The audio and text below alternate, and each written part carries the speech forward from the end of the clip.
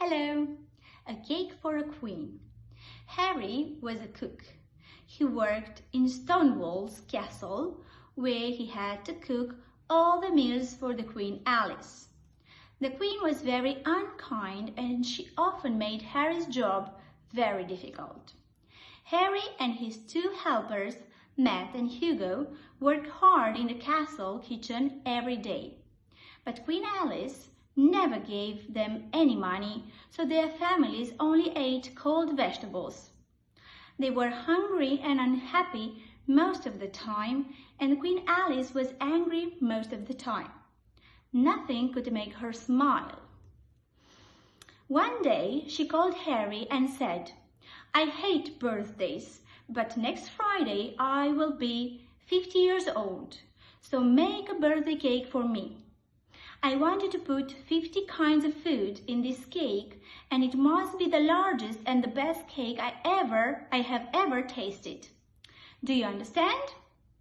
"Yes, I do," Harry said, and went back downstairs to the kitchen to tell Matt and Hugo the bad news.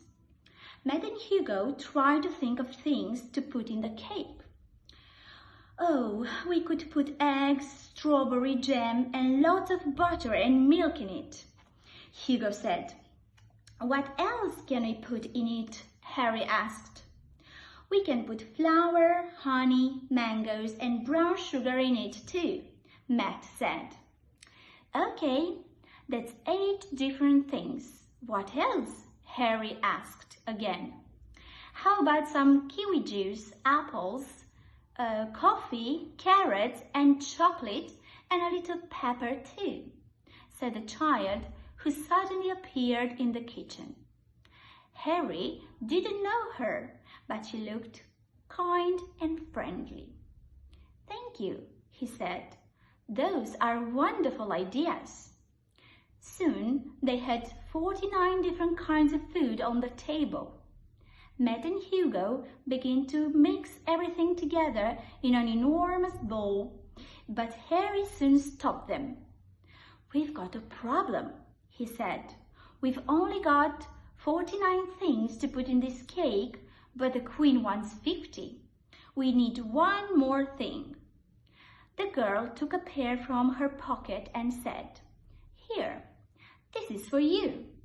It's from my grandmother's very special pear tree. I'll make the cake. It'll make the cake taste really delicious." Harry took the little pear and added it to all the other food in the bowl. "Thank you very much," he said. "Now let's cook the cake." Harry, Matt, and Hugo carried the cake carefully to the big old oven. Then they went outside to work in the vegetable garden. The girl waved goodbye and disappeared in the wood that was next to the castle. An hour later, Harry went back to look at the cake. But when he opened the kitchen door, he couldn't see the table, the oven, or the stone steps that went up to the Queen's dining room. The room was full of cake. He broke a piece off and ate it. "Wow, this cake tastes fantastic," he laughed. "It's the largest and the most delicious cake that I've ever made." The Queen looked out of her window. "What's happening down there?" she called. "And where's my birthday cake?" "We've made it," Harry answered, "but it's so enormous we can't get back into the kitchen." "That means you can't bring me my dinner yet, and I didn't eat enough lunch, so I'm still hungry," Queen Alice shouted. She looked really angry. "Do something quickly." "Harry, look at Matt and Hugo. We must eat the cake," he said, "because we can't get back into the kitchen until we do." The 3 cooks began to eat the cake, and each day the cake got more and more delicious, and each day the 3 cooks got happier and happier. Their wives and children came to eat the cake too, and soon all the people from the village came to help eat the cake. Everyone forgot their problems and started to smile again. The girl watched from the top of the tree in the wood and smiled too.